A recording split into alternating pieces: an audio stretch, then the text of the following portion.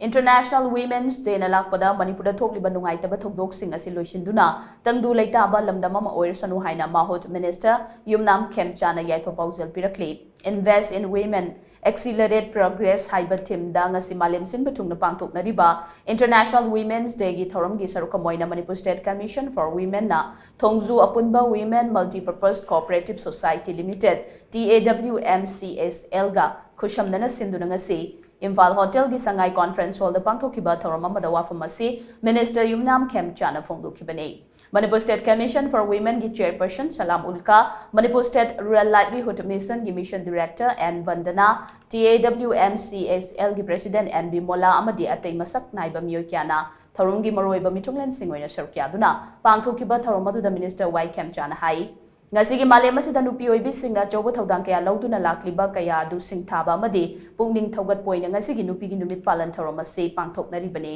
Manipur da su lamdam asigi nupi singna laukiba thodang kaya da malem da maming lady adu ngai thokiba nupi lamda lamdam asigi nupi singna British lenga ki mayokta haukiba lana amadi nupi singbu senmit lon lehenduna malem da amata ngairaba nupi khaktagi oiba ima kaithel lingduna leiba sikhakta natana handak thokliba thodok sing asida su leiba kaiba yaroi haiduna nupi singna achobu thodang lauri pumnamak asigi yenglaga ngasi malem gi nupi gi numit na lakpa sida Manipur da hojik thokliba irang asigi waroishin ama purakpada su Manipur gi nupi singna chobu thodang laubiyo Maikai ani gi miyoi sing wari sadokpa amadi asoiba aranba kaya ngakpiba amadi kauthoknaduna mahausa gi punsida hanjinbada achobu thodang laubiyo haina mahakna makhataki Malemda nupi singna asobu thodang laudana lakpa sigi madakta kuina ningsingba yabasi kuigi lenga konda haraga adumagi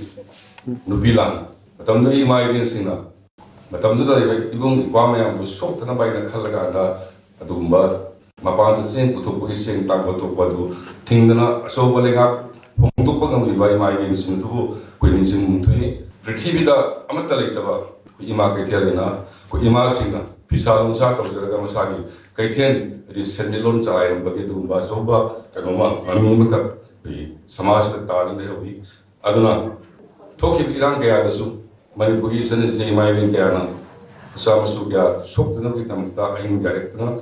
gi irang sinamdana ba hola jari hai batai kanluk ani gi marakta thoni da thodok kaya thokun legi basi hoi kharan nendara gasu mapung khana wari sanadana koi amana amabu kauthoknaba ngakthoknaba ngambagi thomnadu ima event sidi se puna mangna mane bugi hukna hukbi da kanda Manipur shanti program ba hona minasi